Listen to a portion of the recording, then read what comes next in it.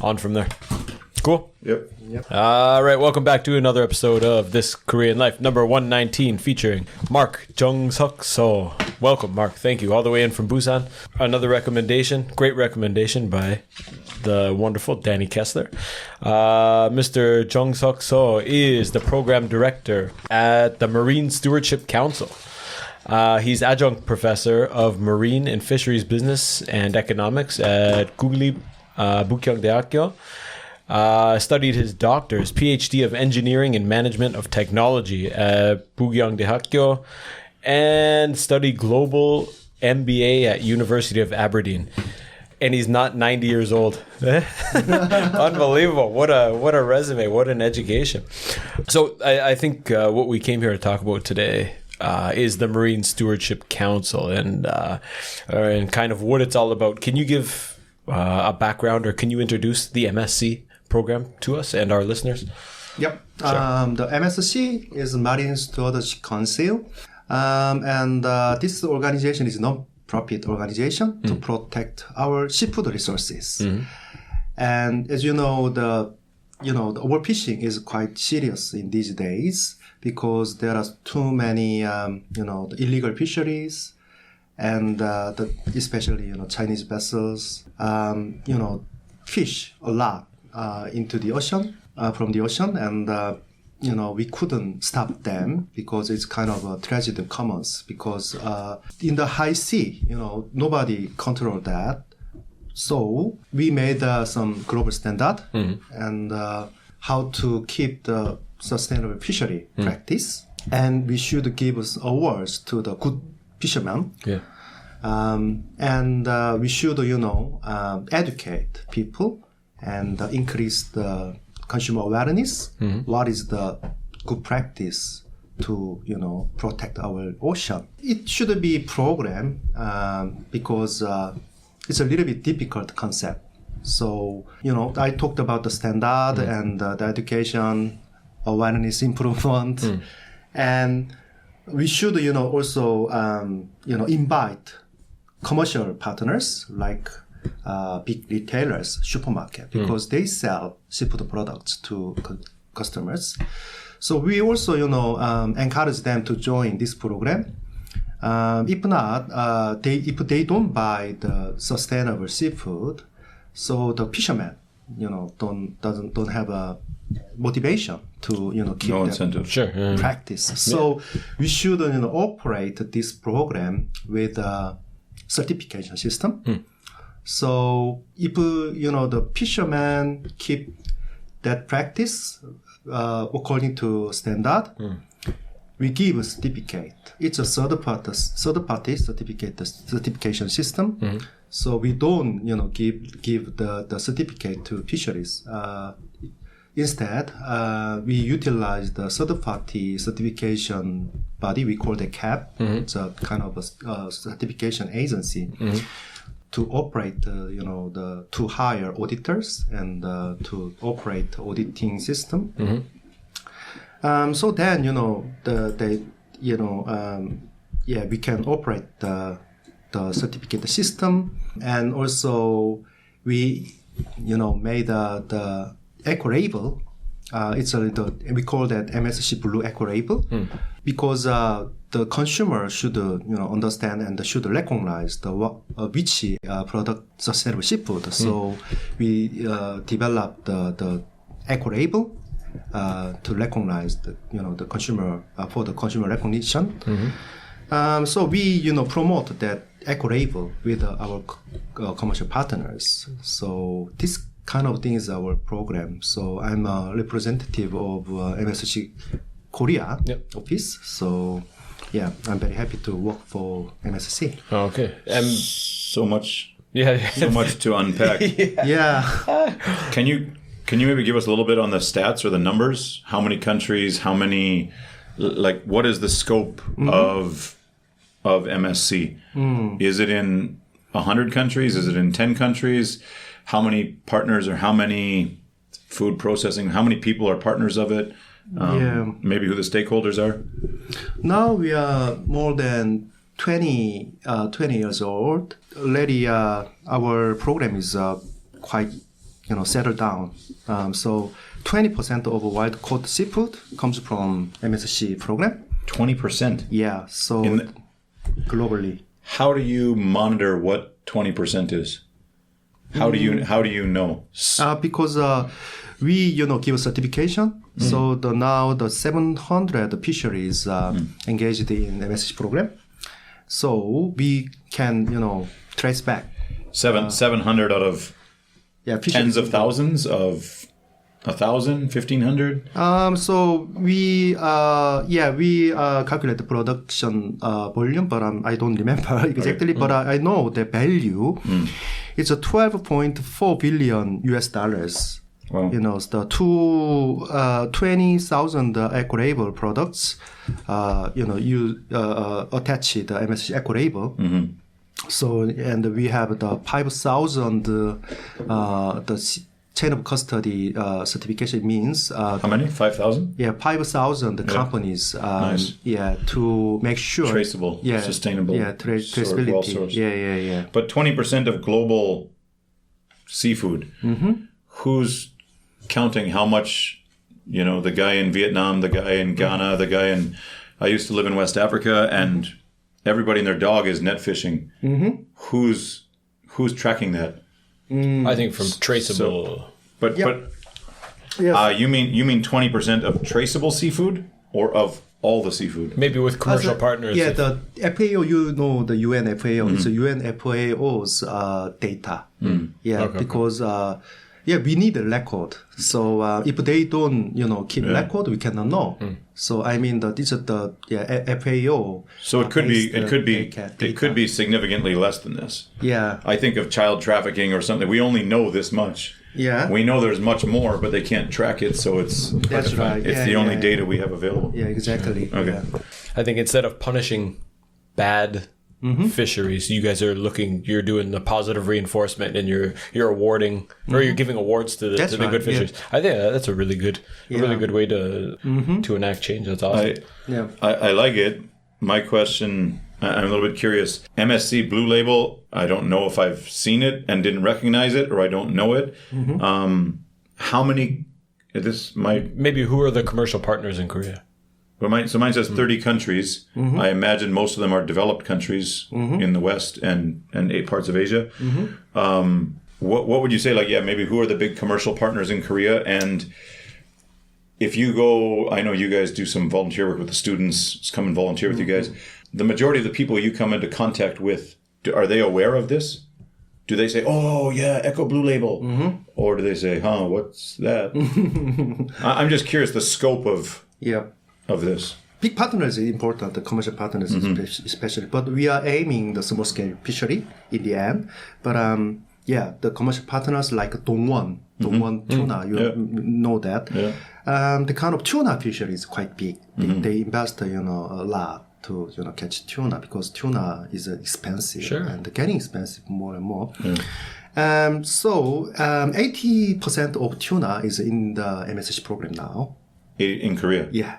The 80% of tuna that's a lot. now, because MSC Korea is 5 years old, but when I started, the Dongwon, I really, spend my energy time to pursue the Dongwon, join the MSC, because you want to sustain fisheries, join, and then you should keep your good reputation. And I met the CEO of Dongwon a lot, and with other NGOs, and then they decided to start. Then now the other tuna fisheries like Sajo, Silla. Can I say specific name of company? Sure. So this kind of company is amazing. They decided to join.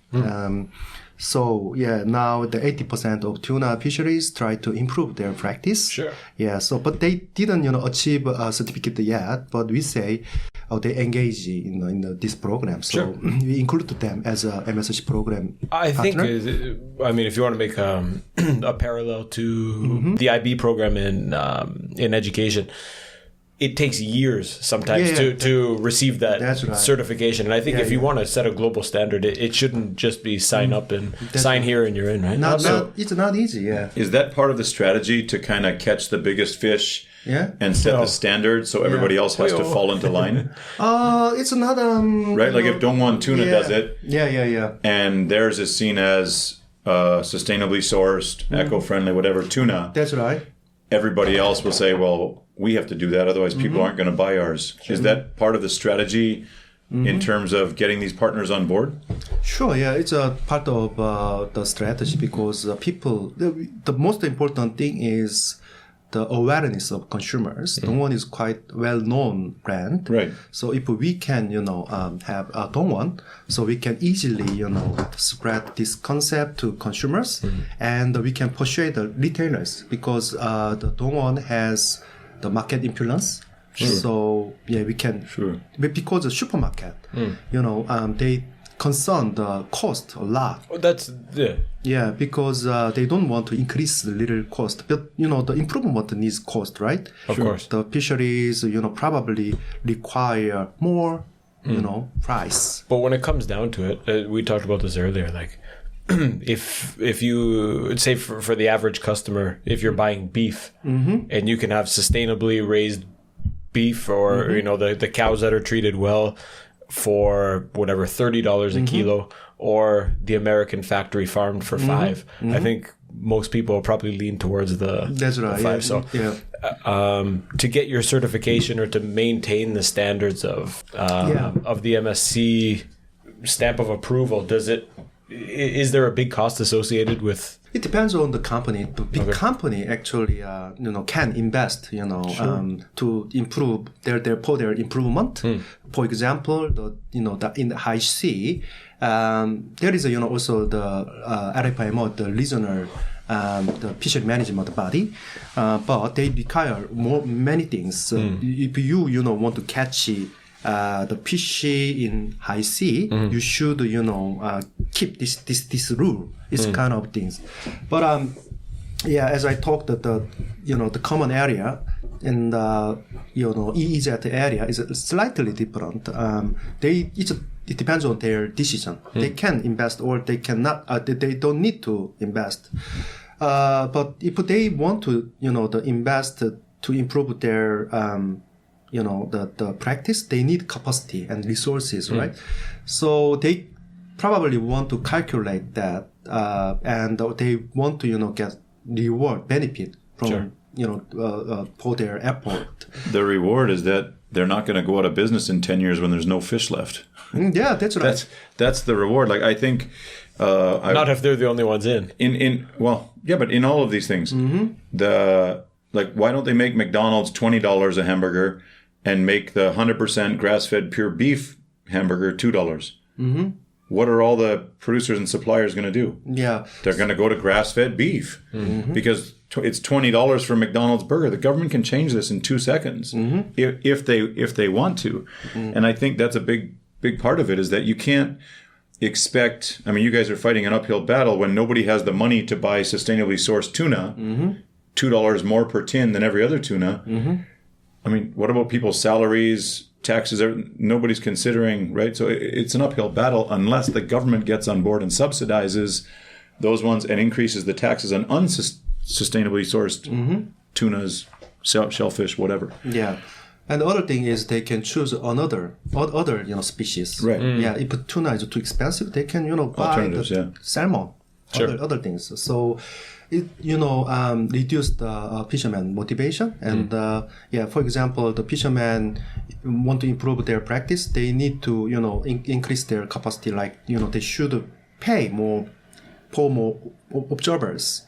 And for example, they should keep recording to make sure they really, implement the sustainable fisheries. Yeah. They should, provide the evidence. So the observers, the third-party observer, keep recording. But they should pay for that. But how to, get reward from that kind of effort? The market, should be, give the kind of, the market should think it's a kind of a premium. Consider that, things. But supermarket, oh, it's expensive. I don't want that. And the consumer, oh, expensive. I don't want that. But, Nate said, 10 years later, you cannot eat the fish. Yeah. But I don't care because I can, For choose today. salmon at that time. If they say so, we cannot keep this, Yeah. So we need their commitment, engagement, So the supermarket, supermarket is a very important partner. They are kind of a platform to, interact with the consumer and can educate the consumers. Yeah. So the supermarket engagement is very important. But European, the supermarkets like the Waitrose and the Sainsbury, Costco, Walmart, they joined the MSC, the procurement commitment because if not, their sourcing is not sustainable. Yeah. So they understand this kind of problem. But what about when they join on? I mean, you think Costco, Tesco. I mean, can you supply enough blue labeled products for Costco? I mean, they need estimating tens of thousands of tons per month of seafood. I mean, they sign on. Is that like a 10-year transition into fully blue labeled products? Yes, 100%. We achieved this procurement policy until 2030, something like that. Okay. The Sainsbury already, they achieved the goal. They, sell 100% MSC. So as these guys buy into the procurement strategy, it should create more sustainable fishing. That's right, yeah. Because they know the big chains are going to be only buying this. Sure. So it should change some of these guys who are on the fence. Yeah, and also consumer don't choose if they can see the MSC equilibrium. Yeah. So that kind of things makes our ocean healthier. Yeah, but problem is Asia countries because we have so many small scale fisheries and we have so many alternatives. So very difficult and I was going to say, it sounds like the world's biggest task. Yeah. It sounds like the biggest problem in the world to try and fix. And we've been exploiting it for so many years that I was going to say, haven't we kind of already reached that point where the boats have to go out so far now that it's almost not worth it? And now we've come up with fish farms? The aquaculture, you mean? Yeah, because, I mean, for a lot of... We've kind of already reached this point where it's not sustainable anymore because they've had to move so far offshore to get their fish supply that now they've said, hey, let's just start making our own fish in fish farms. So where these guys think, it's not worth it for me to do this or to do this, so I'm just going to make a fish farm. The funny thing is, also there is a feeding issue. So the fish, eat fish. Small issue. It's not quite efficient. They eat human waste. Yeah. They eat all kinds of garbage. But it's why I stopped eating tilapia. The only place I can get tilapia are all farm-raised tilapia, Indonesia, Vietnam. And when I watch the documentaries on what they eat and how they're raised, I almost puked. Yeah. And I just stopped eating it. And shrimp is the same thing. Yeah. In Vietnam and pumping those shrimp, Yeah. pumping them full of crap. That's right. They catch them, they take them out, and then they just inject them with what? Yeah. I don't know. I've seen that, yeah. And it goes, and I was like, whoa, that's a big ass prawn. Looks delicious. I'm never eating that Throw again. some butter on there. Antibiotic, Yeah. mess things. We read your article about the alternative to traditional fishing. What percent will that, how do you say? Offset. Yeah, offset the Real fish. real fish, yeah. So I didn't say 10%, the alternative 20%. is kind of the artificial, the seafood. Right. Yeah, it's like the different species, I mean. Yeah, so for example, we eat actually Korean, love eating 고등어, the mackerel. and Holy the yellow croco 조기 and the hairtail 갈치. Yeah. And sometimes the cost is very expensive, and then we find similar things, Right. So something like that. It's the reason why I talked the alternative species, not the artificial. We get into that one after. Okay. I'll bring that up again after. So but That's the basic market, right? I mean, when the price goes up too much, how much are you willing to pay? Yeah. When it's too much, you find the alternative. That's right. Whether that's toothbrushes or gasoline or toy, whatever food, whatever it is. Yeah, according to the data of FAO, the report of FAO, it's already 34.5%, of the seafood resources are exploiting. It's not quite sustainable. So it means we need to Only 34%? 34 only. I thought it was way higher. Yeah. I thought it was really, really higher, much higher. You guys are going again the way of positive reinforcement to encourage people to do better. What's the other side? Who are the? I think we all like to point the finger at China. Who are the biggest offenders, the biggest culprits? Yeah. The China is serious, and also the developing countries like Indonesia, and because they don't have a proper the management system. There's no regulations. Yeah, regulations, and even the China government doesn't know how many vessels catch fish in their ocean. Who's to blame in that? Who's to blame? Is it the fishermen going out and overfishing, trying to feed families, or is that a government? Should we point the finger at the government for not proposing regulations? And who's to blame in that case? So the reason why I already talked that it's the tragedy of commons. Okay. We cannot. Can you explain the tragedy of commons, just for listeners who don't know? Yeah, it's a. And me. Yeah, it's like the possession things. Okay. For example, we raise cow, for example, and the cow gave the baby, and then the number of cows increase. Then you have the common what is that the grass area like Field. Yeah, field. But you should Nate, you have 5 cows, and the Brian has 5 6. cows, and me 5 cows. Yeah.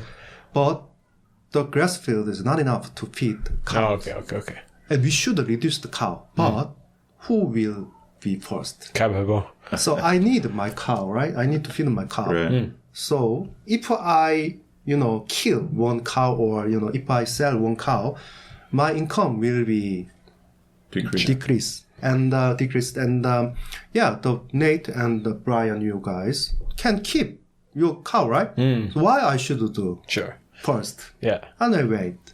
Okay, I keep feeding my cow. Yeah. You last stop, right? It's tragedy of commons, and then the grass field will be Disappear. it's nothing, right? Sure. It will be nothing. So then the cow will not survive. Yeah. Yeah. So can we not?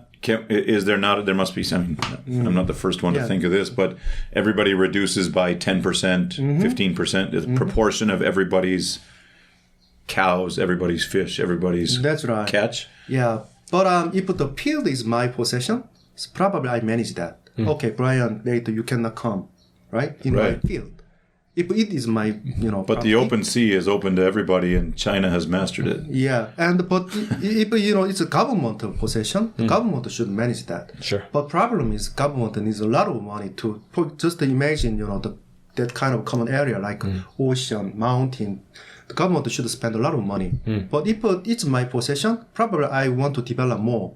Like you can see the apartment, right? Yeah. These days, it ruined the We don't need any. landscape. And you cannot see anything, So that kind of things, problem, So we need some community-based approach. Yeah. It's to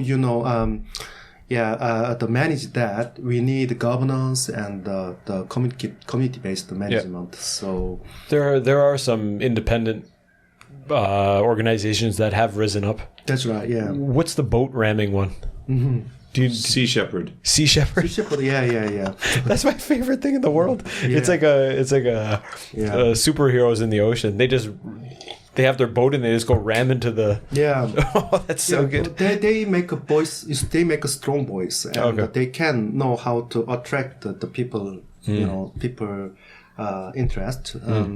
Yeah. So I think we need that kind of action too. Yeah. Absolutely. Yeah. It is one of the biggest problems fighting the common public idea that the ocean is so big, the food supply is endless. Is that one of the biggest myths to try and overcome?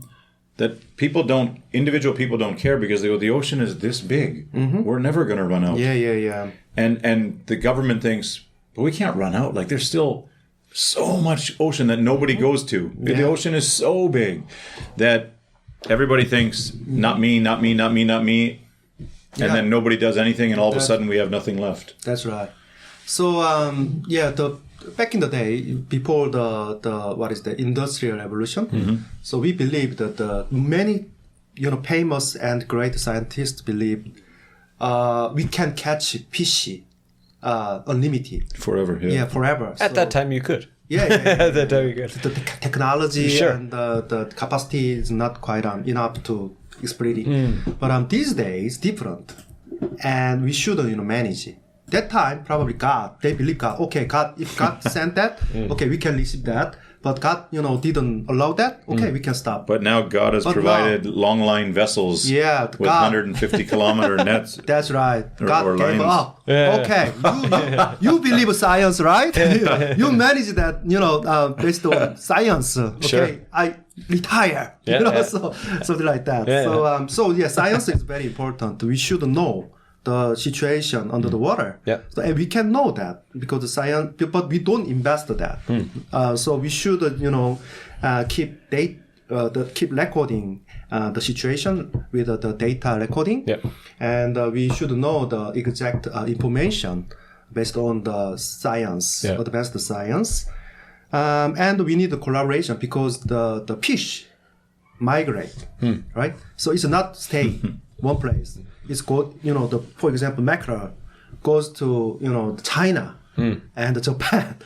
Yeah, so, and Hey, they didn't come back. Makes eggs in Korea territory. So, but how we can deal with that? We should discuss with China and Japan. We need collaboration to get the correct information. If not, our harvest strategy is not quite, useful. Yeah, it's a, bullshit. Little bit of a tangent. Are there fishing restrictions? Like person to person fishing restrictions on Korean lakes and rivers, or no? For example, in Canada, you can't fish during spawning season. You can't, like when I go home and fish this summer, it'll say you can't keep a fish, walleye or a pickerel longer than 38 centimeters. Because those are major spawning fish that they need to keep in the system. So you can't keep anything less than 8 centimeters and anything more than 34 centimeters. And you can only take, the limit for pickerel is 3. The limit for lake trout is 6. The limit for Spanish mackerel is 56. Depending on the supplies of the fish in the lake you're at. So every province and every lake has specific restrictions. Not that this is going to impact the global fish supplies, but are there rules for the general fishermen in Korea? Yeah, we also have the regulation of the size and the catching season and the prohibition, the period to protect the spawning. Is anybody enforcing the rules? Like we have natural resource officers in Canada. And if they catch you, the penalties are huge. Huge. For hunting and fishing. Do you need deer, elk, caribou? When you go home, you get a fishing license, right? Absolutely. So that'll probably pay those guys' salary. Yeah. But they sit on the side of the river in a camouflage truck, waiting to see you, and they go, "Ooh, that's not illegal." They wait. Then they come down. Can I see what's in your bucket? Ooh, $1,000, $4,000. That's $7,000. Wow. Like it's taken very seriously by the general public. When I go with Janginorin or Hyungnim, I feel like nobody knows and nobody cares. Just catch whatever the hell you want. There's no rules but if you got 3 rods in the water, it's probably not. Oh yeah, but if it's and 6 fishing rods. Canada's one rod per person. I just thought about that. Me and Win went fishing years ago. Buddy, dude, we had a couple of beers. We're fishing in Tewa. Like, what? We're not catching anything. You look down and you're like, oh, 2 guys with 10 rods each next to us. Impossible. So is that on a micro kind of scale or local scale, is that something that also needs to change? Or because the halabojis think there's no rules. You just catch whatever you want, wherever you want. Yeah, it's a quite hard issue. The commercial side, they should keep the regulation because they they have the license and the permission from the government. They There's- should keep, and if not, they should pay the penalty and fine and something, and it's serious. But the fish, the laser fish is a quite hard issue in Korea because we don't have the license system Oh, I was for just laser gonna ask fishing. you. Yeah. Laser fishing. So it's a very, and there are so many conflict, between the commercial fishermen, local fishermen, and the leisure fisher, leisure, fishing people. So yeah, there is some voice too. We need this kind of license, but the other side is it's not allowable. So, yeah, so but these days we strengthen that kind of situation, because it's too much. So many people. I don't remember the number of the leisure fishing engagement people. It's a huge. Oh yeah. Yeah. 70% of all halibojis in Korea. Yeah. Bicycle and fishing. Yeah, their catching volume is not small. Yeah, It's yeah. even the larger than the commercial fishery sometimes. Like the small octopus, chukumi, something Yeah. like that. Yeah. Yeah. So When the leisure fishermen, you're talking about just one dude casting offshore? Yeah, yeah, Oh, yeah. okay. yeah. Or in the river system. Lots of the lakes in Korea are stocked fish, right? Lots of them are stocked. They're Yes, not. yeah. And I like the ones where they take the scoop of whatever that is and throw it in, and then Yeah. Sagi, that's like cheating. You can't just throw a steak in front of the bear, and then he comes to get the steak and you shoot him. Yeah. It- Yeah. we in Canada we have something called bear baiting, and they'll bait the bears for 2, 3, 4 months before bear hunting season. Yeah. And then when bear hunting season comes, they don't feed them anymore. And then we get the Americans come, and they pay big money to hunt bear.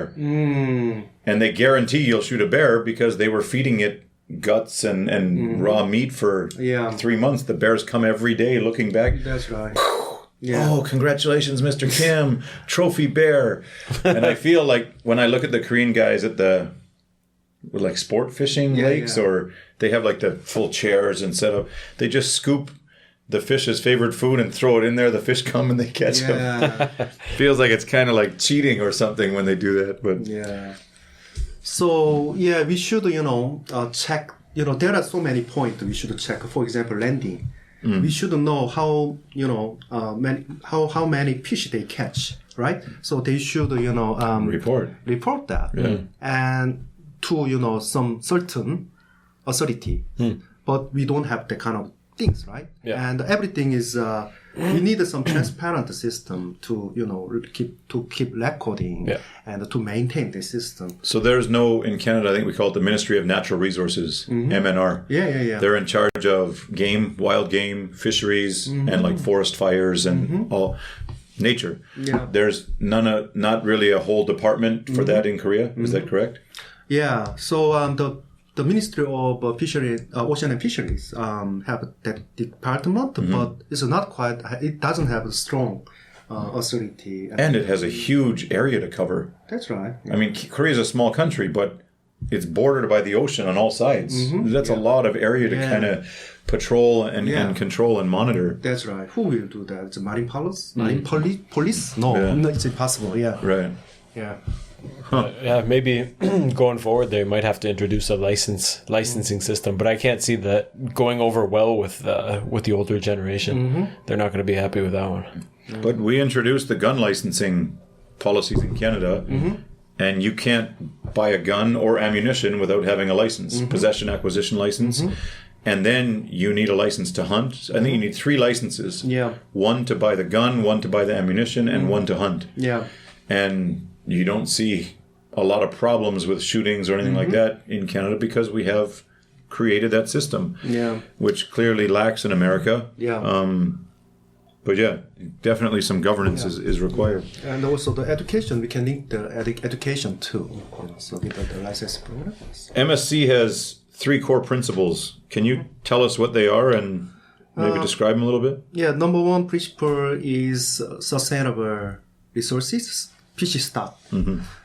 Because I already talked this, we should know how many fish live in this area and how many fish we can catch. So, and then we can maintain sustainable fish stock. So it's the principle number 1. So where is that in regards to the target of ideal, it should be here, but it's really, really hard, and it's a huge thing to try and track. Where are you on the scale of getting to the ideal amount of tracking data, systems, etc.?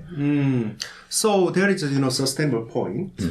So we call that MSY. So it's the sustainable yield. Yeah, it's a quite idle point. Okay. Because and also in opposite there is the limited point on the bottom line. Okay. So if they catch below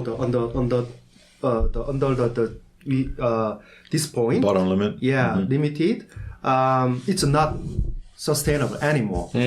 So they should manage, between the MSY Right. and the Laplace point. We call the Laplace point, the bottom line. So they should, keep recording and monitor that. Cool. How many countries do you think have sufficient monitoring practices? How many countries? Just a guess. I'm sure you don't know exactly. Yeah, but the best countries like the European country and the America. Keep that system. They have the system, and they calculate the catching amount based on the MSY. So would you say 10, 20 countries maybe have a really good system for monitoring fishery supplies, stocks? Actually EU countries Pretty good. have pretty good, and the America, and Canadian, government, they have, the maintain that. The problem now is the Chinese ships coming to Canada to catch our fish, because China's got none left within 1,000 kilometers. Now they're coming all the way over to the western side and catching fish in Canada waters, and just like the Philippines are fighting every day with the Chinese ships. China's encroaching on so many different areas, especially the Horn of Africa. And it's wild. The balls China has to just go anywhere and catch anyone's fish. That's right. It's a kind of a what is that? Piracy. Yeah. Because it's government, the China government doesn't allow that because it's an illegal fishery. But they don't care. Yeah, but the Chinese government want to control that, but the illegal. It's too big. Yeah, too big. Yeah, it's a legal fishery, so they don't have the count, That picture you sent me on long line vessels is incredible. Yeah, it's long line vessels, so more than 100 kilometers. It says 150 kilometers. 3,000 hooks. Yeah, that's right. And they said sometimes those long lines, they're meant to catch tuna, but sometimes they catch up to 70% sharks. Yeah, that's right. Which is like, wow. Any other job in the world, if you're supposed to do this and you caught 70%, you did 70% wrong, you'd get fired. But in the fishing industry, nobody knows, it's and nobody knows. I think this data here is maybe for 1 year, but they said 300,000 sea turtles, 160,000 sea birds, and millions of sharks. Terrible. And the seabirds, yes, albatross is quite serious. It's the long line. So the principle 2 is related to that, by catching issue like the shark and seabirds or something like that. And the sustainable fishery should, make sure their fishery practice is not quite harmful to the marine ecosystem. So they should find a way how to release the marine mammals and the sea creatures, not target species. Bali. No. But and also it's a. And the mortality is also serious. Hard to monitor, right? That's right. So hard to monitor. You bring in 150 kilometers of line. Survival, not killing. Sure.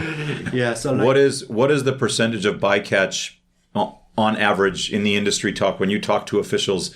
What is the percentage of bycatch for a large net, a big trawler, or a long line? It depends on the species, and actually the government also has the rule. Their rules. The MSC doesn't decide the specific percentage. Right. So we follow the government regulation and government law, but it should be verified by the Third party. Yeah. But if you went and talked to 50 commercial fishermen, what would they say is the percent of bycatch they have? Not target species. 10%, 20%, 30%? Yeah, 10%. It depends on the how much the species are vulnerable. And for example, But on average. average 10 to 20. 10 to 20. Yeah. And is that considered acceptable or too much? Like 20% wrong species that's a lot. For example, the long line, the bycatching rate is so low, but just imagine the gillet. They cannot control that, right? Yeah. So, and they have to, to improve. They have to do something. So, because they, probably catch the other species unnecessarily. So many, sure. Yeah, sure. And then we can, ask them to find another gears. But it's very difficult, right? Sure, that's why I said it seems like the world's biggest problem to try to fix. It just seems like it's, I don't know, like you would get pessimistic about it or lose the optimism that we can do this because it seems like a losing battle. They're trying to catch fish this big, the net's holes are this big. Of course, no tuna, shark, whales getting out of that. Yeah. So how do you combat and to check and verify and monitor? Nobody actually has any idea. There's so many boats. Nobody actually knows how many fish, how much bycatch there is going back in the water. Yeah, so they should, find the proper area to reduce the bycatch. And they should they should understand the situation under the water with the government. So it's very important. And then they, when we think the government regulation is proper to, figure out that. So yeah, we can. So it sounds like before even casting, they should have all their ducks in a line. They know exactly where they're going, what's underneath the water. Which is the foundation for everything, education. They have to educate all these guys. Yeah. And it's not, you need a master's in fisheries to become a fisherman. No, I'm just a fisherman. Yeah, that's right. No, you need a PhD before you can commercial fish. You need a PhD in how to manage the ecosystem. No, I'm just going fishing. I don't need that. Just need a big net. Yeah. Ulsan is famous for what? Whale. Catch, yeah. So we hear stories off and on about, we send out the trawlers, whatever, and oops, we got a whale. Even though it's illegal here and has been illegal for a while, oops, we got a whale. Yeah. They're not going to throw them back. They keep them, bring them in. Oops, Jangsangpo. Anybody need some goregogi? Yes, joyo. I thought isn't that Japan? They get it. Japan, I got to hear. Japan's on a different scale. It's officially they allow the the whale catch. For science. Can you touch on that in terms of this second minimizing the environmental impact? The MSC doesn't allow catch other species like the marine mammal and the reptile, something like that. We only allow species and the shellfish, something like that. But bycatching is bycatching whale in Korea is a little bit issue these days. Is it like a gray zone?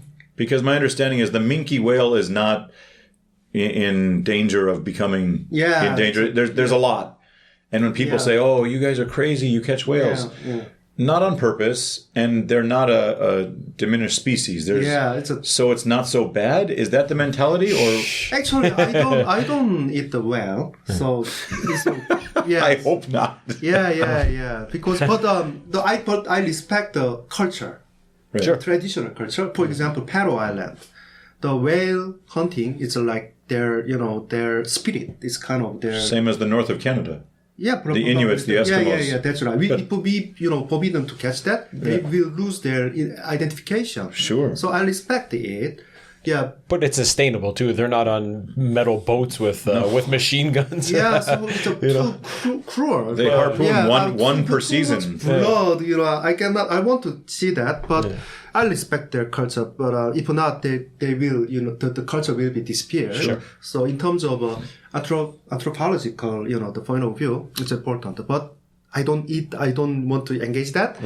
Yeah. So. But if you were up north in Canada, you'd be eating it. There's not much to eat. Yeah. And from the whale, they make so many different products. Whether it's soap or cutlery from the bones or from the ethylene, they make so many different things from one whale. They don't waste any part of the whale. Yeah. Every single, and now I think with commercial... Here too, yeah? We use I think before. I don't know if it's like that now. It's the whale industry is not big here. It's not supposed to be. Yeah. In the whale museum, they show like, we use all this glycerine. But I think that was 60 years ago. But in the north, they still live like that. Like you said, that's their tradition. That's their culture.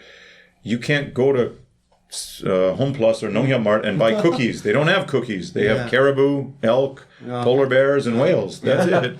So you don't have many options. Yeah. So, and you also talk about the sustainability of the stock. If the stock is, so reason why we need the science and the information. Even though it's a minke whale, but if it is an endangered species, we stop right. to eat, right? Sure. But it should be. It's too much. So probably we should, hunt, because human capacity is already over the nature, recovering. So we need to manage that. And it has to have that balance, right? Make balance. I think I used to hunt lots in Canada, and I think of the situations where we are with moose, elk, bear, deer, and when the wolf population is down, the deer are everywhere. Yeah. And cars are hitting them every day, and so then they'll increase the permits for deer hunting. That's right. But as the wolf population grows, next year there's no deer. The wolf ate them all. So they decreased the amount of licenses. Yeah. And I think for 3 or 4 years in Manitoba, there was no bear hunt. There was no spring bear hunt or fall bear hunt. So it changes with, like we say, the stock, the supply and demand of, and the stock of game. It changes every year, every hunting season. Yeah. Not for birds, but for big game, deer, bear, elk, caribou, moose. For those, 100%. Yeah. Because you don't want to have no moose and 10,000 wolves. When we get too many bears, they start coming into the city and eating garbage. Yeah. Because there's too many, they're too territorial and too many bears. So they increase the number for the bear hunt. Yeah. Australia has a similar situation. That they, adopted the rabbit to hunt. Yeah. Then, there were too much rabbit actually conquered that land, and then they imported the pox, and the pox made a problem, and then they got snakes to eat the foxes, and then they got something else to eat the snakes. But I don't know if you're familiar with, maybe it was Yellowstone, Yellowstone National Park. They reintroduced the gray wolf or the black wolf 10 years ago, and Yellowstone went from like 1 or 2 species of animals back to like 50. Yeah. And the riverbanks stopped eroding because they ate some birds, and the fox ate the birds, the fox got eaten by, and everything, and whoa! Yeah. They introduced the gray wolf, 20 of them. Yeah. And it completely transformed everything from plains into full forests. Yeah. And when you see that, that's the education and knowledge is powerful. It's just amazing. Yeah. Went from like some barren landscapes to fully wild and emerging. It's just incredible. It's an ecosystem. So that's why if we start engaging that for example the minke whale, so we need to manage that. We need to know that the situation, the ecosystem interaction. So I wonder if the population is doing good because the consumption by Korean people is significantly decreased from. Well, we get into that. What's the third and final core principle of the MSC? It's the efficient management. So the keeping record and knowing, the finding the information and the observer system. So how many, for example, the minke whale, the fishermen catch, something like that, how they deal with that. So they should make the transparent, the reporting system. What they're doing with every piece of the whale. Okay. The observing system. It needs cost, but we need that, and then the consumer will believe, their management is good. And reliable. So you're the program director for Korea. How would you rate Korea's performance in these 3 areas of the core principles? Are they excelling in all of them? Is there a lot of growth to still come? Or which ones are they following well? Or which ones can they do better? Compared to other countries? Or No, just in general. I mean, your expertise would be Korea, right? Yeah. And following these principles. How good is Korea at following the 3 core principles? So management is a little bit good, but we struggle to figure out the data because we need we need the data sharing between 3 countries. but it's quite challenging, the diplomatic, issue between the China, Japan. Not easy, not easy. How many mackerel this month? Yeah, the fish. Beep, see you later. But the problem is fishery industry is not quite, high priority industry. So we cannot solve that. But this is the whole thing. It should be, right? Because there's not going to be an industry pretty soon. But the management system, Korean, the Korea is very good at the IT technology. So we adopted the IT-based the monitoring system. Nice. So for fishery, every fishing vessels has the Tracking? Yeah, tracking system, electric tracking system. These days we try to adopt electric monitoring system with the kind of CCTV. So that kind of thing is improve their management system. When I go out to the port here and sometimes in Busan, I think there's no way all these old rusty Gijang and then all the way up the coast here to Pohang. There's no way all these old rusty boats follow rules or want tracking systems or, hey, this tracking 감사합니다. What percentage, of commercial fishing vessels do you think here in Korea follow the rules? Actually, small scale is still challenge because it's too small, right? The small boat with one, net, one fisherman is difficult. But the commercial fisheries like the offshore fishery, it's a little bit easier. And their, boat, their fishing vessel is quite. The government also has a subsidy program to transform the fishing vessel. It's not safe and. So the traditional old style things. So these days there are so many subsidies and also government support to improve and develop the fisheries. And also the fishery industry is getting older. So it's a very interesting point because it's kind of a the changing of the guard, changing the generation. I was going to say that I don't think the goal would be to change the minds of all the grandpas on the rusty fishing boats. It's the next generation that's coming in. You want them to adopt the principles early and then continue on. That's with that. right. For example, the young fishermen, actually their son or the young people who want to live in the fishing fishing village, look at that rusty vessel.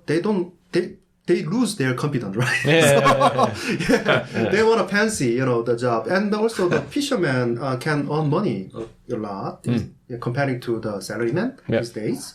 It's like, and also young fishermen, you can see, they have their own social media account and they record, the catching. Look at this snapper. Instagram, Superfisher. And the YouTube, and they, record every single time. OnlyFans. And they, the interesting is look at this snapper. It's a very fancy. They have so many followers, and their followers become their customers. Become the loyal customers. Sure, that's a cool. Cool. They love their story. Evolution of the fishing industry. But that's wild. If vessel is too rusty, and their the fishing style is not sustainable, they lose their followers and they lose their customers. Imagine Dad, I got to upgrade the boat. I lost 10,000 followers last week. New boat, please. They say, I love ocean, I love environment. Look at the. That's a cool way to foster that kind of positive thinking about it. That's I like that. Look at in Canada too. We had the when they're catching the crabs. Greatest catch? The greatest catch. Deadliest catch. Deadliest catch. The deadliest catch. And they go out and they're the big crab fishermen. I watched that when I lived when I lived back home. That was really cool. But they say even on that, the guys, I had a couple of guys I know who went, and they said it's not like the show. It's hell. It's hell. The show shows you like this much. It's not. That's glamorous compared to what the real crab fishing is like, and the boats are like. They make sure they're not putting the shittiest boat or the best boat, but they said the real conditions are much, much worse than what they show. Oh man, I could never work on a boat. Hey, or on those boats, cold and wet. Oh, kill me. I'd rather. I'll pay the premium for the fish on shore. Yeah. But The one thing kind of mentioned we got lost earlier, the alternative fish in comparison to like alternative meat. Yep. The plant-based burger, the plant-based steak. Yep. It kind of came in with a fury and whoa, plant-based. But I think now we saw it kind of go up to like 1%, and then it kind of just, it's not going anywhere. People don't want, the average consumer doesn't want a soy burger. Yep. They want an Alberta beef burger. Talk to us a little bit about alternative fish in terms of the is it soybean? Soybean fish or fillets, and where do you see that going? The beef came in like whoa, and then it kind of went meh. Yeah. There's lots of versions now, but it's kind of like the electric car. but similar. They joined with Tim Hortons. They joined with Burger King. But nobody's buying them. Nobody's buying them. It was They came in like this is the new thing and it's environmentally friendly, but actually when you go down to this the vegan and the green, if you look at the farming practices, how much water is required to grow the soybeans, how many little rodents and insects and stuff are killed when you're harvesting the soybeans. In some places, guys will argue it's a lot worse than feeding cows corn or grass. So how about the alternative fish? Is it in Korea? When do you expect it to kind of take hold and become a phenomenon? I know some startup company try to develop that food, but still we can, as long as we can eat seafood, live seafood, and the real one. I mean, Right. Yeah, so we will not find that kind of things because they try to develop the salmon and the tuna.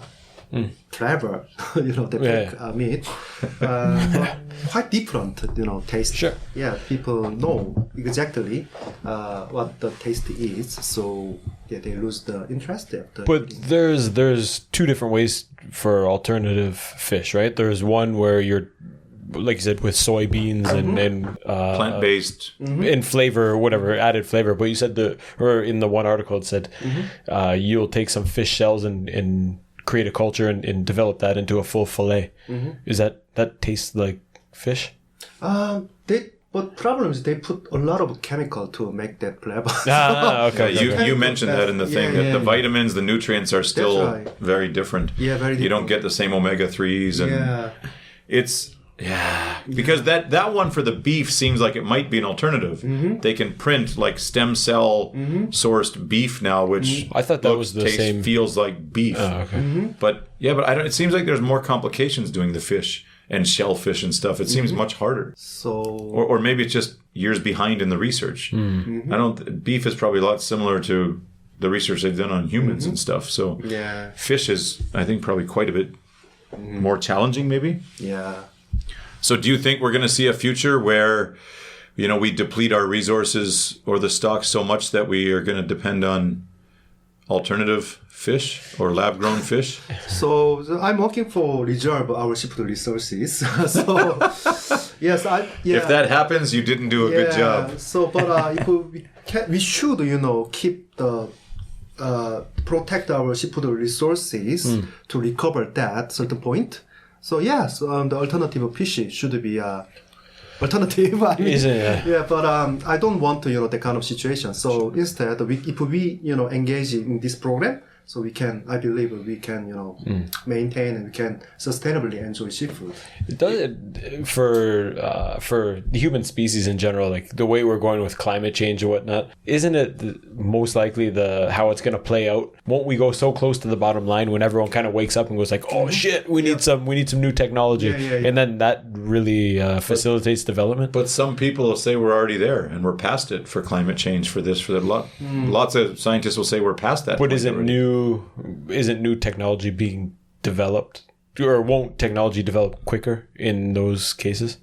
I mean, you You guys mean are like trying to replace fish with pills that you don't have to... but he's trying to get ahead of they're trying to start the sustainable practices now, but or I hope not, but that we don't go so far, and then or maybe I don't know, maybe that will be the spark Impetus. to get the new technology up and running. But What role does farm fishing play in this?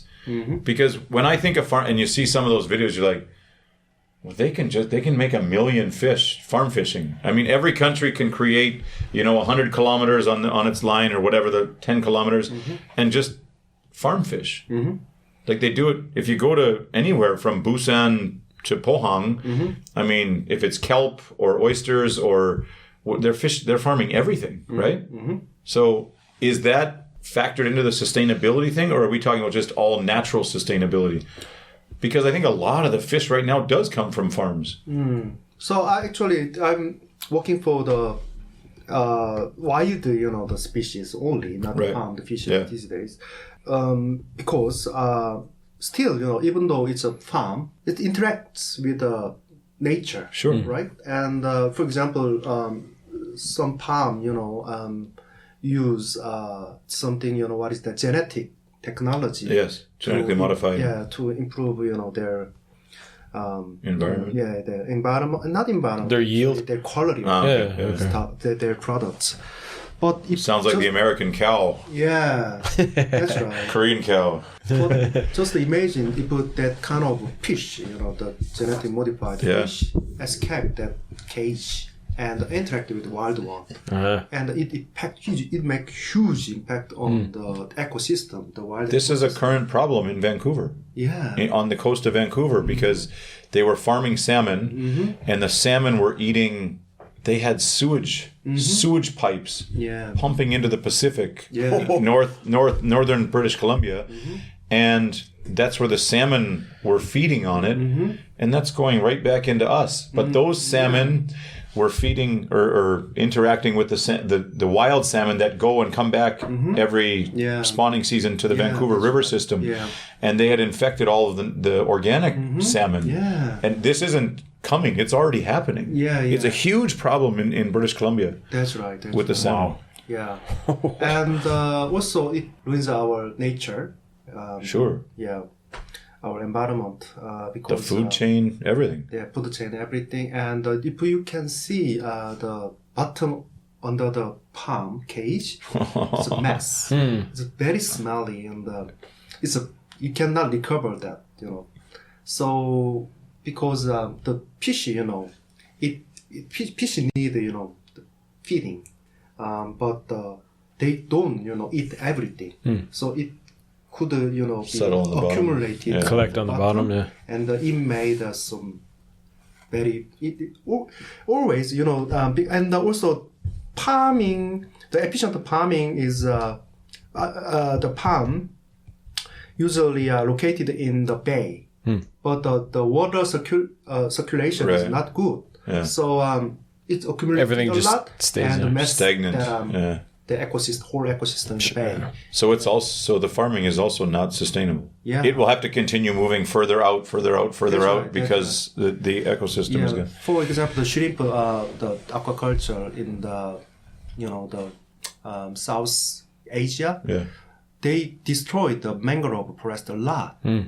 So it's very important habitats for baby fish. Everything. The mangroves are extremely important. Creatures, but they destroy and moving, a lot. It's all interconnected. Yeah, You can't screw up one because it screws up all the rest. that's right.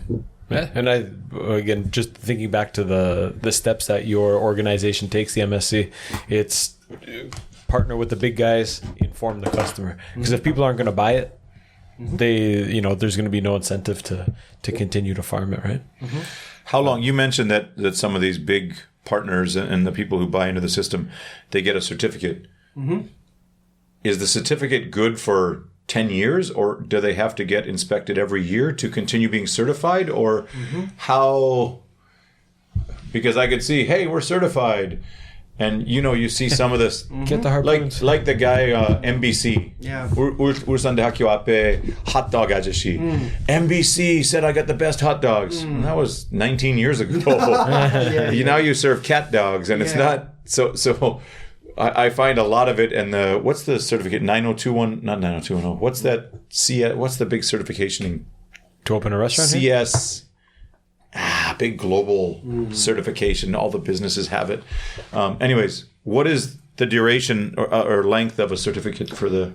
It's every year they should get the surveillance audit. Every year they should get the audit, and every 5 years they should get the recertification, because our standard also change by multi-stakeholders like NGOs, commercial fisheries, because the circumstances surrounding the ocean also change, For example, the climate change and the fish, also migrate differently. Sure. For example, we should,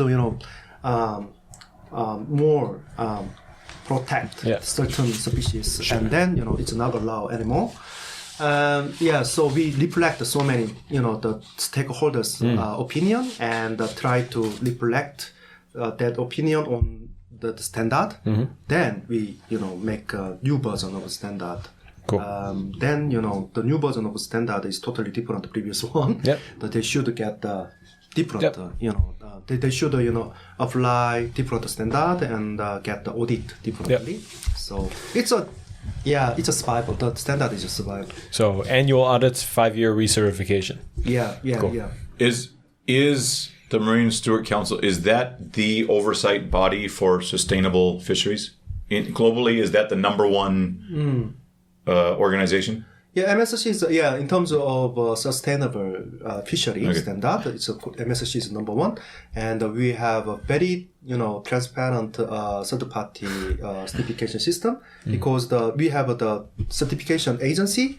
So it's totally independent from MSC. Okay. And also, we call that the ASI is the accreditation body to inspect the CAP, the certification body, and it's also the independent from MSC. So sometimes we struggle because we just establish the standard. They, audit according to the standard. We don't engage, but if the CAP, the certification body make some mistake, we get blamed, right? So we should, maintain this system healthier. So that might answer my next question when you said transparency, because I think we were lied to for 50 years, especially North America, the Food and Drug Association or Administration. It's a huge problem now when we look at what we were sold. Cigarettes aren't bad, alcohol is fine. The sugar industry bought out the food and drug industry. All of these industries were paying for favors to make everything acceptable. How we got Mr. Kellogg made breakfast cereals the number one most important meal of the day. It was all bullshit. And I'm not saying that 10 years from now, what we know today, lots of it will be false as science evolves. But some of this stuff is just blatant lies and bullshit. The fact that Coke, they wanted to put the labeling on Coke. Each can of Coke has 8 tablespoons of sugar. And the Koch brothers paid off the Food and Drug Administration, FDA, to not put that label on their Coke. These type of things. How is this different? Is it, like you say, the third party? Because America says that too. Well, we don't do the audits, they do the audit, and everyone just passes the buck to the next guy. How do we know that, these big guys, Dongwon Tuna is not just giving, $500,000 apple box to MSC or the third party auditor to, just surpass the auditing, the credential checks, everything else. Do you understand? So, look at the obesity, the diabetes. It's a global pandemic now.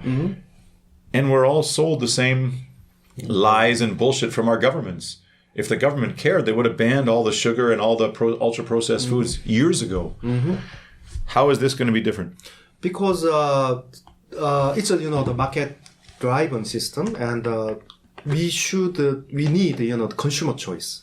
So we don't have any authority from government and the international organization, but UN decided MSC as an indicator of biodiversity framework, because consumer, we have the consumer group who choose MSC eco-label. And the way we try to meet all requirement, of the global, for example, the FAO standard. It's not standard, it's guideline, something like that. We made a standard based on that guideline. So we reflect and include all requirements. But even it's not quite enough, because we sometimes get blame from NGOs. We should, increase bar. But commercial fisheries say, it's impossible, so we will leave. It's like, what is that? Tug of war. Both sides pulling. We should decide that certain, it's a standard. We should say it is a standard. So we should compromise this. If not, the commercial fishery will leave, or if not, the NGO will not satisfy. Something like that. So we try to invite, actually, MSC is governance. So we have the board of trustee. So the one of the board member is the Bridget Cameron from the Patagonia. So she has a great spirit, So and they are decision maker. Every decision is based on the boarders thinking, boarders philosophy. We try to listen to other stakeholders, multi-stakeholders. And try to reflect that, even though it's not perfect, but we are evolving. So we make our standard alive. Well, so I hope you guys are more honest, more transparent, and do a better job than the governments of the past, because, like I say, it's not easy. And as the apple boxes, the sagwat box comes, it's hard to say no. And sadly, this is the same things they told us 20 years ago, right? No, believe me, trust me. This is for Diet Coke, low-fat cheese, low-fat is all just bullshit. I know the intentions are good, and I hope you guys are able to keep them, because that would be a major achievement and accomplishment for society as a whole. But it sounds like we have consumer choice. Unfortunately, 99% of the population can't buy organic food because it's too expensive. We have the choice. Nobody can afford it. So they go to McDonald's for $2. And then we still have the corn-fed cow that's never left his cage. So I hope and I wish you all the luck in those endeavors, because that would be a huge win for society. How much seafood do you eat? How much? I'm seafood lover. I always choose Blue Label. Seafood. When I have a chance to choose beef and seafood, I always choose seafood. Can you eat it with a clear conscience?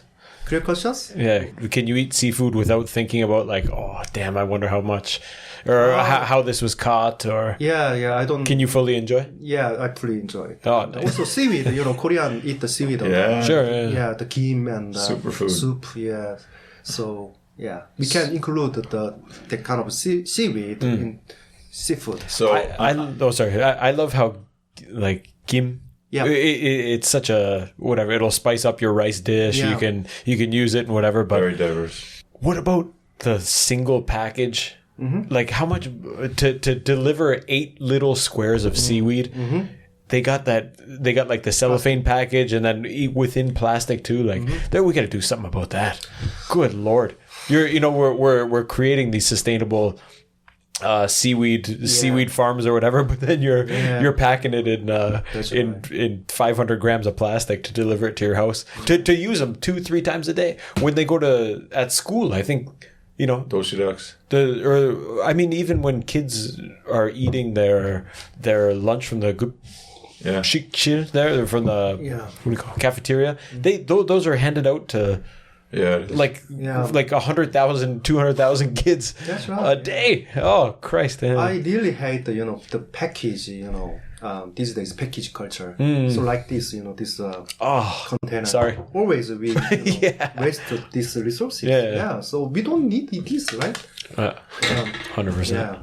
So my question, as someone from Canada who's not from the coast, East Coast or West Coast, fishing for us was always in the lakes. You were lucky if you caught 5 or 6. It was like a big day. That was fun. What goes through your mind when you walk down the alleys of Jagalchi? Jagalchi? Because for me, it was, holy shit. This is more fish than I've seen in my whole life in 1 kilometer. Yeah. And there's no way this is sustainable. Every kind of fish I could ever dream of was at Jagalchi the first time. And when people come, my sister's coming next month, we'll go straight to Jagalchi. Because we don't have something like this in Canada. You can't see 10 million fish in one shot. When you walk, I'm sure you've walked Jagalchi many times, what is going through your brain when you walk down the lane of Jagalchi there?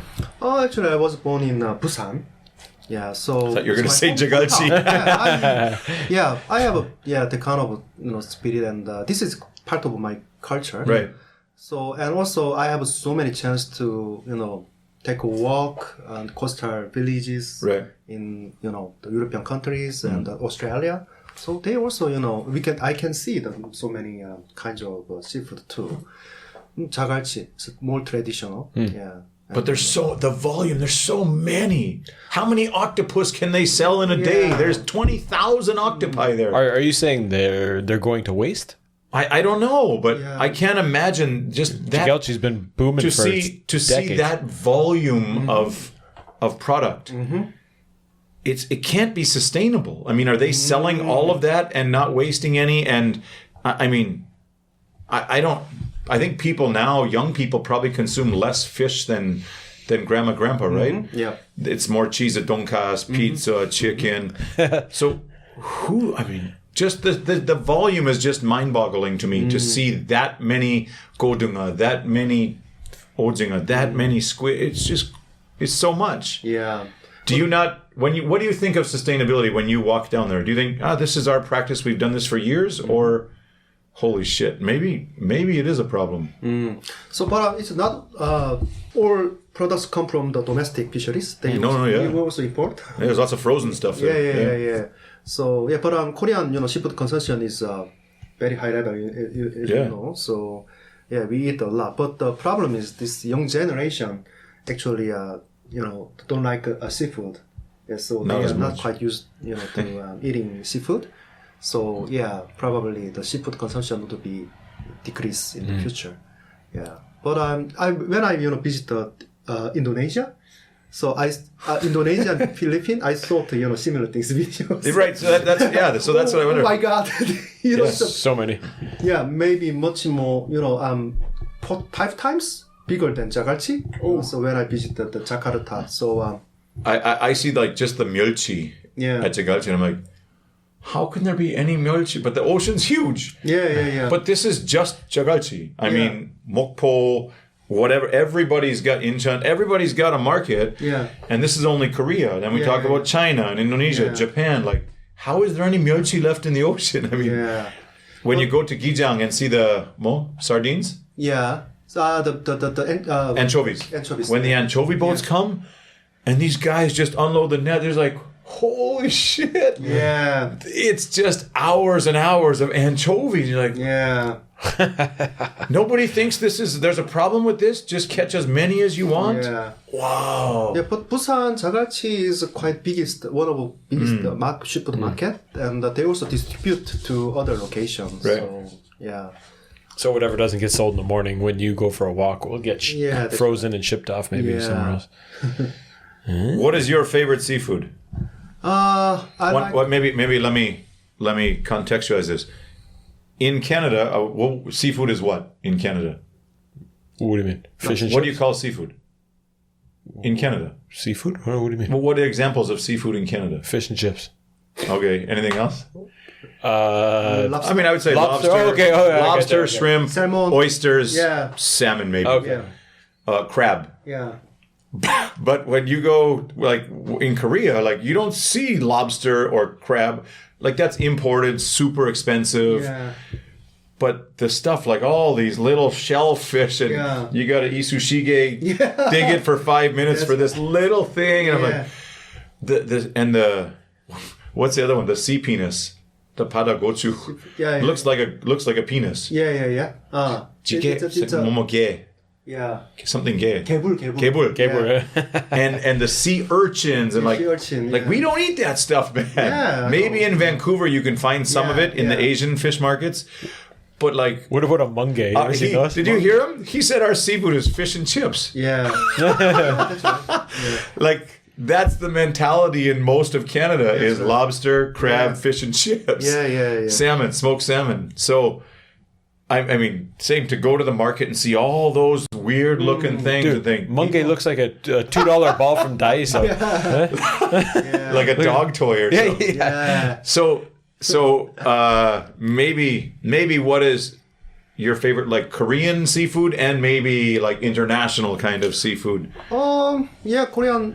I'm not sure the squid is international, but I like squid. Yeah. The steamed squid. I like that, and I like dried fish, like a folak and. Is that like banchan or anju? Anju is. Anju. That's very good. With, Soju. beer. Yeah. The muktae and something dried fish. That's my favorite. The oyster I like. I like also shrimp, oyster, and Cooked oyster or raw? Raw oyster with a white wine. Interesting. I really like that. So. What's the fish, the dried fish you eat with makgeolli? Makgeolli, dried fish. Very strong. Strong one? The 홍어. Steak. No, not 홍어. The 홍어 친구. 홍어 친구? Hong is from Pohang? 가오리. No. Dried? Oh, I don't know. Hong gives me nightmares.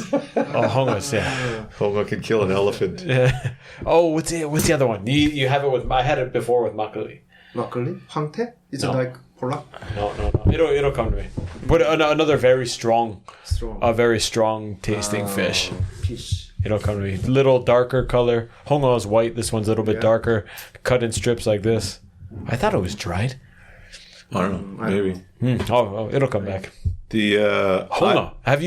Did you like it the first time you ate? The first time you had it? First time is always in that, But I don't mind the taste. It's just getting it to your mouth. Yeah. The smell is awful, but the taste is. I enjoy eating it. I just getting don't it to your like the mouth, and it's smell. like chewing a leather belt. Sting, right? Into your tongue. And everything here. It disrupts all senses. Yeah. What about hue? I like raw fish. Yeah, I like raw fish. Hue and mulhue are just wow. And we don't eat it like that in most of Canada. Vancouver, you could eat like that, but we don't eat it. And when we say sushi, it's like rice with the fish on top. But just eating hue, man, I just love that texture. Really? Oh, it's so good. So with a soju or just a hue? Anything, whatever Jang Inoden's got for me today, I'm okay. Yeah. No, the whole any kind of hue, any way it's served, all of it. Yeah. Whether it's gochujang or what's the red sauce called? Chojang. Or maner. Yeah. Gangjang and wasabi. I remember that gwamegi. Oh, that's the one. Busan special. Gwamegi. That's a Pohang special. That's a Pohang Busan special. That's another spicy meal. Yeah. I like. So it left with a gwamegi in the what is that? The Sangchu. Lettuce. Yeah. Really good. Do you understand D-Day? D-Day. D-Day. What is the in your industry, you must talk about it. It's online. What is the D-Day, the end date for when we've completely exhausted our stocks of fisheries and seafood in the ocean? Based on practices today. Well, there's a date. There's a date that's pretty widely accepted as the oceans will be fully depleted for all intents purposes by this date. Yeah, but some scientists say 2050. Yeah, 2048. The kind of the apocalypse, right. of the fishing. But I don't believe that. So because the nature has recovering ability. So we can if we don't catch too much, so we can eat the seafood sustainably. But if it will be depleted, but the nature will recover in the future, very long future. But we couldn't enjoy seafood anymore, and our children, and they don't probably they forget the taste of seafood. They couldn't eat the seafood anymore. Do you see a time when governments may just say, that's it, no more fishing? Where governments say, hey, we can't do it anymore. It's 95% gone. All fishing stops for 10 years. Can you see a point like that in the future or no? I know you don't want to, but I just wonder, like, when does... We keep harping on China, but when do they realize that it's just we've gone too far and you have... Look, like you really have only 3 years and then there's no more fishing for anybody. It's completely done. Do you think governments would just shut everything down and say no fishing for 10 years or 5 years, whatever? But based on species, because if, for example, mackerel, mackerel eat anchovies, right? So if, the fishermen deplete the mackerel, so they can, catch anchovies. But, it depends on the climate change. It's too, hot in the ocean. And if, the marine species couldn't survive in the ocean, so we cannot eat anything. Maybe we can eat the hepari, I don't remember. Jellyfish. Jellyfish. Yeah. We should, I'll let you go first. Jellyfish is the only seafood we can eat. You talk about recovery, but what about adaptability? Is that not factored into it? Like if you... I'm sure I don't know if it's foxes or something, but when their numbers are down, the mom will have more babies. I wonder if that plays a factor in fishing as well, where if you killed half the population, that signals the females or whatever to release more eggs, and they can or we kill them too Not much. happening in the human population. No doubt. But that's the pendulum swing. I mean, Korea's got less babies, less kids, less consumption, less fish. More minke whales. Yeah, so Korea will be contributing in a positive way because the consumption is going to go drastically decreasing over the next 10, 15 years for sure. I was going to say, you travel a lot. Yep. A lot, all over the place. How does the work you do affect your travel? I mean, when you're going to all these different places, is it like when you go to Indonesia, do you not eat seafood because most of it is unsustainably caught?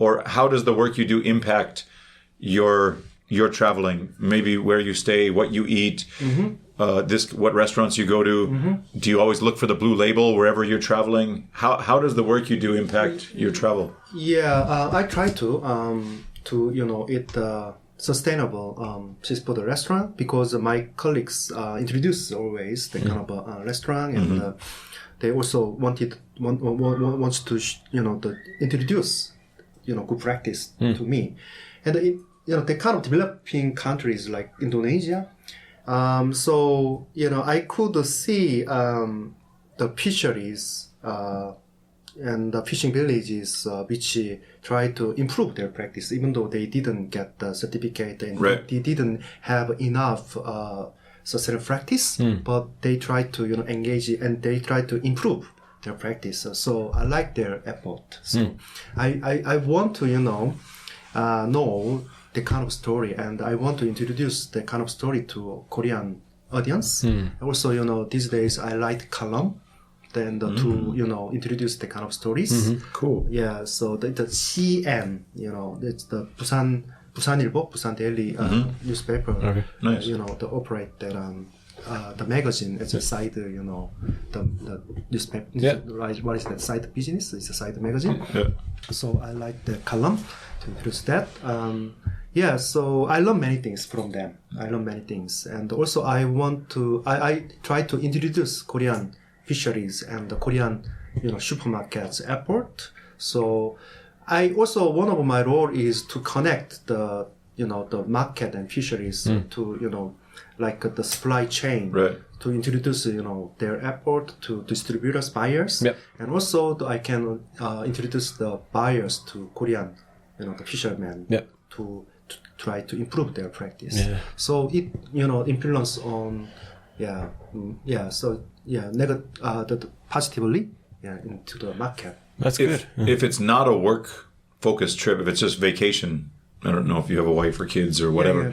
but if you go on a trip, you go to Vietnam or Philippines, do you consciously seek out sustainably sourced things? If you don't know anybody, nobody in the industry, you're just you're in Alaska, or you've been to Alaska somewhere. Is that something you look for, or can you just go? If I brought you to the Nongsusan Mursijang, can we just go sit down at any booth and eat, and you're okay, or you're like, Nate, let's go across the street. There's a better one. Yeah. Can you just sit down and eat, or That's awesome if he can eat with a free conscience. or are you always? Do you ask a couple questions before you eat? Say, hey, 사장님, or Yeah. So I try to know about the story of the restaurant or the hotel, something, because why they choose this slogan, for example. Okay. So because I'm very curious person. I want to know what is their motivation to choose this concept. So I learned their history, and sometimes I ask the waiter or the manager. Yeah. So why you say this? You do. Yeah. You do what you can. And they explain that, Yeah. and sometimes we can become friend, or I can have chance to introduce my organization and my family. that's what I wonder, if you're always Yeah. introducing your organ. Oh shit! Hey, we gave him the wrong fish. Get the other one. Yeah, Who thought a whale could be so heavy? That's right. And also my family like that. They also, my father, so Sure. working for this, and it's good things, good, for environment anyway. Sure. Yeah. So Yeah. Nice. I got a question. The Fukushima dumping the water into the Yeah. into the ocean. yeah. Does that have an effect on the fish or no? It's difficult because That might be a loaded question. Don't Yeah. feel free to not answer it, but our standard doesn't cover that issue. Okay. So we don't have a food safety Okay. issue and the radioactivities. Yeah. Yeah. So, but I need the scientists' opinion and their Yeah. expertise. Yeah. But there's another example of who's got more power, interest, influence. Because half the scientists say there's no problem, and then the food industry guys say, no, it's a big problem. Which scientists do we believe? The ones with the biggest apple box? The news in Korea painted it as a absolute disaster. Scientists, for the most part, I think said it's okay. I don't know why Japan would want to release the water. And Because they can't do anything else with it. They have to. They didn't have a choice. My There was buddy- nothing else to do with it. I had someone, a friend, a childhood friend from home, flew out here, and he's in nuclear, in the nuclear sector, and I asked him, "What's going on with the fish?" And he told me, he said, "I got more radioactive radiation on the airplane flight here than what went into the ocean that would ever affect you." Yeah, but they say the fish caught in Vancouver now all have 10 times the amount of... 3 eyes blinking. Well, but so this is the thing. Like, who do we believe? Yeah. Who do we believe? And they're saying, "Hey, Japan, this is because of you. Send us some money because we have to fix the image and whatever of the seafood." Yeah. Well, they say with the migration, we're not going to get hit till Yeah. next year. Yeah. So how about the Canadians' opinion? Because I thought that the Australian actually don't think too much about. But the they currents, don't consult. but the currents don't go that way. I don't The current know. goes straight to Vancouver. Vancouver, through the Hawaii, right? The other Hawaii, but the Hawaiian also don't think too much about that. So, but how about the? I think Canadian 90% of Canada doesn't care because they don't eat seafood. Yeah. They're eating bear and moose and elk. Or it's the but East. in Vancouver, Yeah. it's probably a hot topic. But Vancouver? I don't. It's I'm not they from believe Vancouver. it's enough diluted or. I don't know. I'm going not on the sure. opinion of one friend who said it has no effect at all. You'd be totally fine. But I remember Listen to the seeing science. news articles Yeah. stating that Yeah. the Fukushima effect Yeah. and from Seattle Yeah. to Vancouver has had some. I don't know. Yeah. We don't know what to believe. That's the right. problem. So I'm also not professional in terms of that field. Yeah. but I think the transparent system is very important because they should open that data and the fact, and accessibility is also important. That the NGOs and the scientists, the civil society can access that. It is true to judge, whether it's correct or not. Yeah. Are you familiar with Tai Chi and Iwate Sorry, in Japan? Iwate? Tai Chi and Iwate. No, I've never been there. Tai Chi, where they kill all the dolphins. They have the cove? Yeah. Have The you seen that documentary? one?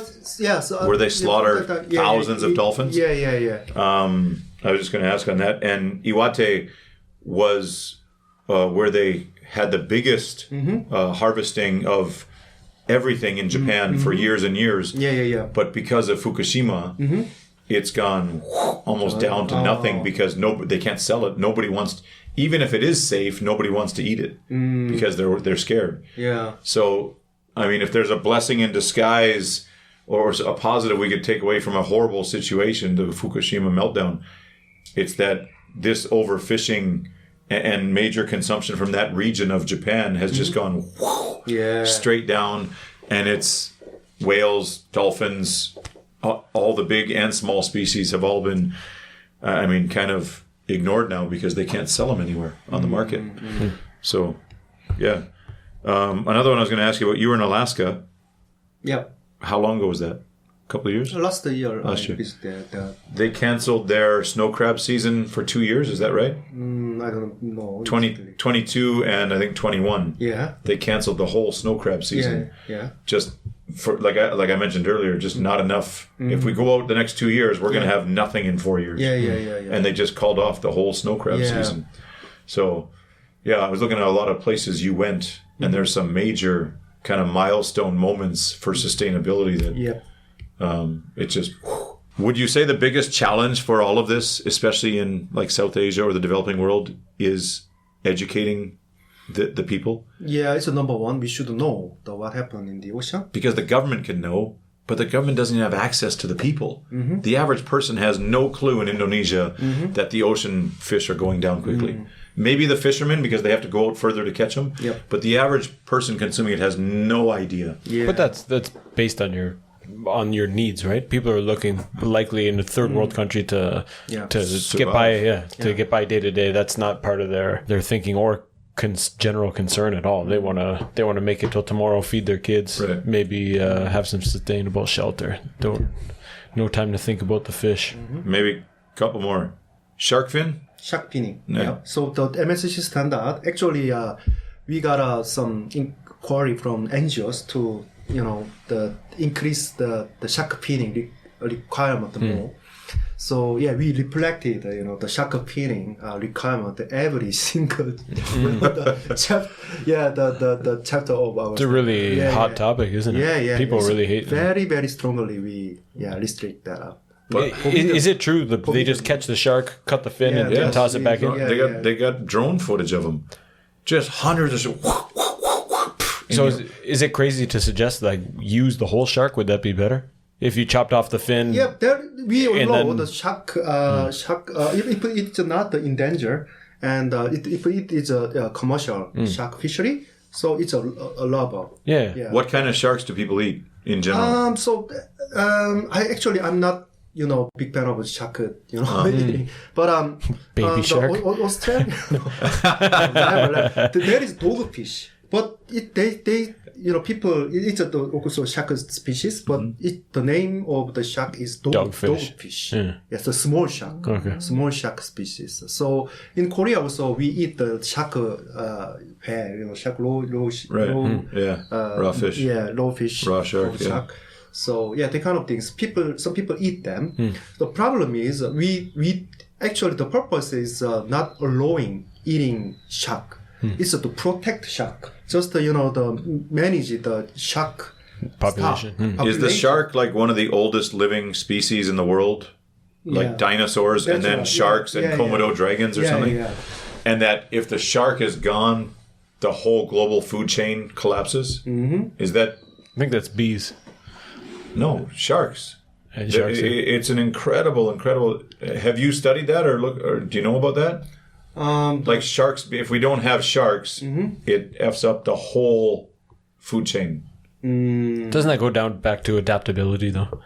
Or I just thought maybe like the important. I thought shark was a crazy thing that kills people growing up, but now I watch reading and watching and whatever podcast, it seems like it's one of the most important things in the world is sustaining the shark and the populations. So I just thought, it was a lot more important than I ever gave credit to it for. Yeah. I think Pink Fong's doing a lot for the shark population, dude. So they got a whole so generation many, of kids. Shark species, but for example, the blue sharks, white sharks, we never eat them, right? So, but there is some the shark species, More common species. Yeah, we eat them, so we know how many sharks. Right.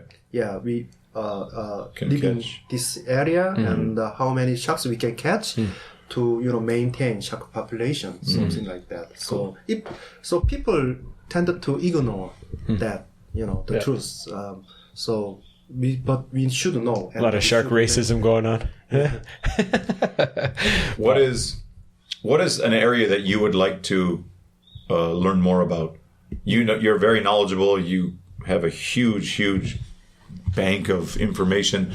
What is an area related to fisheries that you would like to learn more about in the future? Actually, I want to know how to develop this kind of program. So how to attract people awareness, how to encourage people to join. So I want to know that kind of mechanism. It's very difficult, right? So and how to find good theory to persuade people logically. Is this part of why you did an MBA in Aberdeen? Oh yeah, that's right. Because you're very highly qualified. Why did you feel the need for another master's? Because I want to formalize that kind of a model, like a business model. But it's not quite a business model. But I want to encourage people to join this program, some program. Right. MSC is not perfect, I think. So we need to improve more because in certain point, we need to, improve dramatically because the climate change is very uncertain. So many fish stocks will be, depleted and disappear. So, and then how we can maintain this program? So how we can persuade people, right? Right. Yeah. So we should, sometimes, for example, the Norwegian mackerel was withdrawn because their certificate was cancelled. Norway's? Yeah, because I thought Norway would be like the leader. leader. So they were, they were very upset because of Russia. Because the mackerel, stock was moving to Russia area, and they, catch a lot, and they didn't, reflect that kind of situation on their harvesting strategy and catching amount calculation. So other countries like Norwegian, Denmark, the kind of countries cooperate a lot to make sure how many stock exist in the North Sea and how much they could catch. But the Russia, I don't care. So and then MSC doesn't allow that. We cannot. If you cannot prove the stock management, we cannot give the certificate. Very upset. Sure. That kind of situation we can face that. So tuna, Alaskan pollock, the kind of commercial species will face that. So we couldn't allow that, right? The NGOs and the civil society will not allow that. And how we can deal with that? If they stop giving effort, so making effort, how we can deal with this matter, right? These are our challenges. So, yeah. It's very complicated, and Yeah. also the chicken and eggs, the matter, because we should persuade, the market side buyers, because they say probably, oh, we cannot have, the seafood if you cancel. We already, made the commitment, right? So how we source, and we also persuade the consumers. Oh, we cannot see the MSC eco-label seafood on shelves. How? Right. Why should we buy Why this we should product? buy that? Something like that. Yeah. And the suppliers too. That's so good. yeah. Down to education. Yeah. Very nice. You want to wrap her up? Yeah. Mark, listen. Thank you for coming, sharing your story, sharing in educating us and our listeners on a very pressing issue. Good luck going forward, and wish you all the best with your ventures in the future. Hope to keep in touch. Thank you very much. Thanks for having me. Thanks a lot for taking the time. Like I said, it's little things. If you do a bunch of little stuff, it becomes, and can build some momentum. So, very important topic. And thanks a lot for coming and sharing with us. Very informative. And I wish you guys nothing but the best going forward. So we'll link and tag all your stuff once we post. And I hope a few people can learn and realize from it. So thanks a lot. Awesome. Thank you. Goodbye. Yeah, thank you.